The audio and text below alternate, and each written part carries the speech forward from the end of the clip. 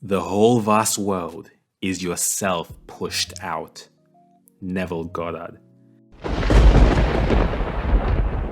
Every year I write a quote on the first page of my journal.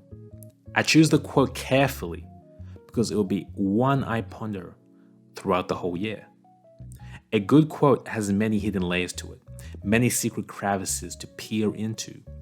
A good quote, like wine, ages better with time, increases in its dimensions.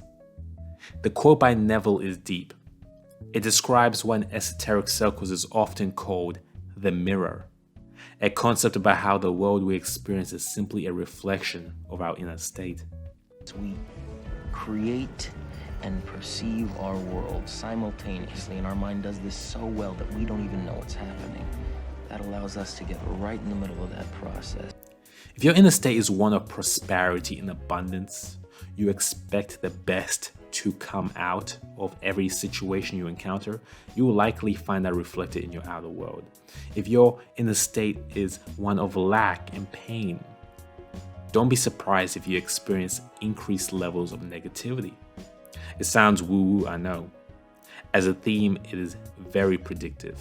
Just look at your life and see how often the mirror principle works. Friends, I knew a guy many years ago during my university days called Mark. Mark desperately wanted people to be friends with him. You gain the impression that he was uncomfortable being in his own skin. You see, he was kind of like a chameleon, changing himself whenever he was with different people. If you liked UFC, he liked UFC. If you were vegan, he magically became vegan too. Perhaps you follow Islam. He was going to join you at the mosque. You enjoy watching OnlyFans all day long. He does that too. Since he felt that the real him was unacceptable, this shape-shifting was a never-ending game. He would buy lunch and drinks for my friends and me, despite us never asking him to do it. When we hit the city after going out to the clubs, he would get his dad to Uber us home. And you could tell his dad wasn't happy with the whole situation. He would do all kinds of things. Spend money, laugh at everyone's jokes, anything to gain approval. On the surface, it looks like these actions are nice and considerate, and that we should all be grateful for Mark for being this way. However, if you were to spend a few minutes with him, you couldn't shake off the feeling of being bribed. I assume it's the same feeling that girls get when some seedy guy just keeps buying them drinks and tickets to Dubai via Emirates and bougie restaurants, all in hopes of sleeping with them. We all know that a desperate guy that does that.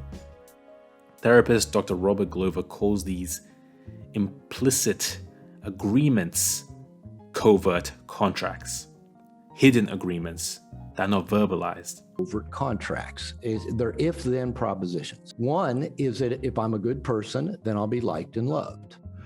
For most men, that also manifests, and the women that I desire to have sex with will want to have sex with me. Second covert contract is that if I meet everybody else's needs without them having to ask, then they will meet my needs without me having to ask. Third covert contract of nice guy syndrome is if I do everything right, then I'll have a smooth, problem-free life.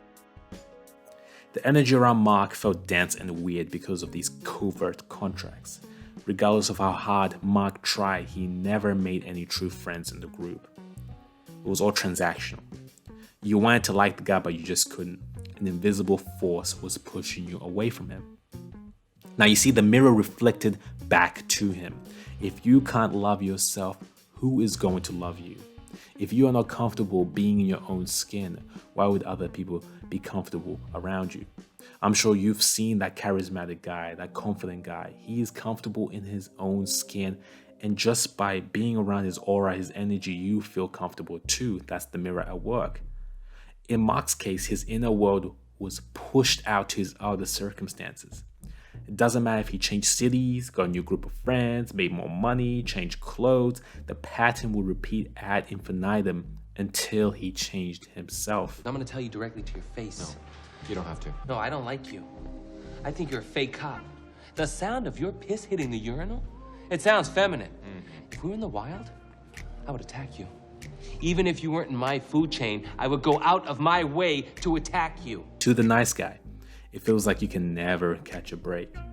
It feels like the universe is conspiring against you. You keep running into narcissists and psychopaths, sociopaths ready to take advantage of you.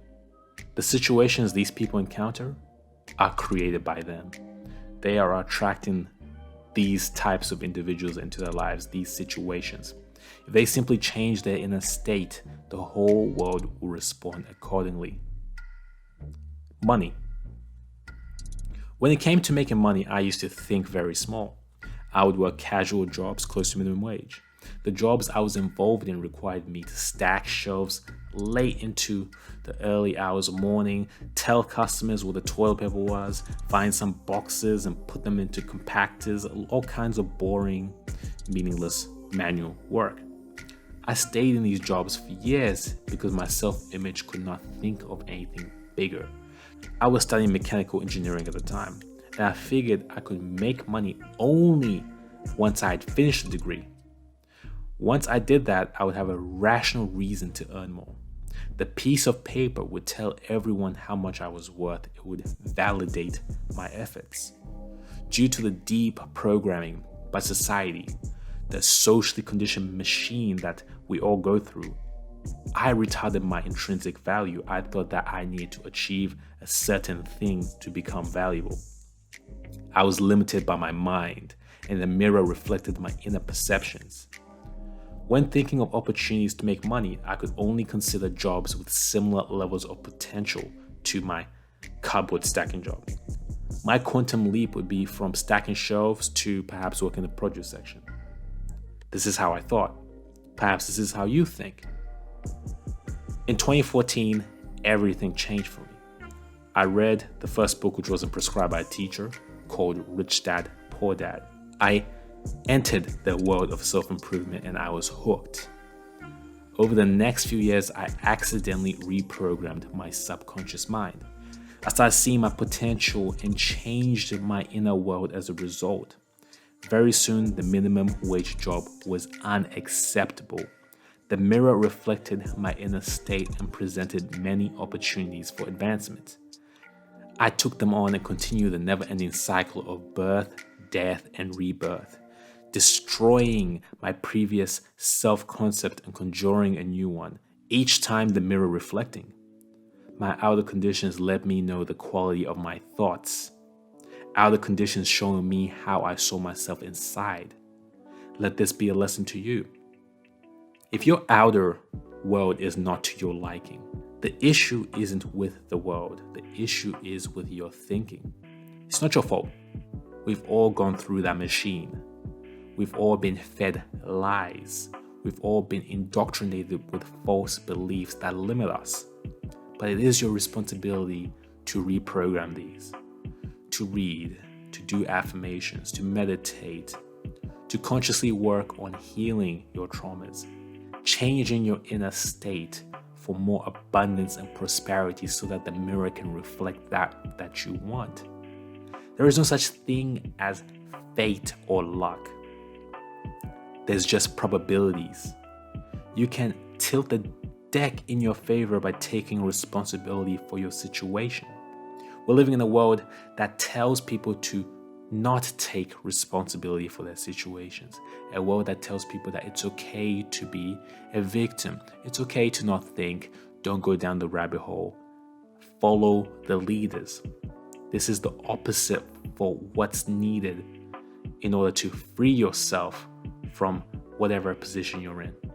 If you want that abundance and that higher level of fulfillment in life, you need to use the mirror principle. And that only works when you change your self-concept. Change your self-concept and it will be reflected back into your world. I know this to be true. It's simple physics. Different inner concept leads to different thoughts. Different thoughts lead to different actions. Different actions yield different results, changing your outer circumstances. I want you to explore the mirror. Only then will you see that the whole vast world is yourself pushed out. Do this and I promise you'll be one step closer to living and dying well. Thanks for watching the video. I appreciate you. If you haven't already, make sure you subscribe to the channel and click the bell notifications so we can see more of each other. Until next time.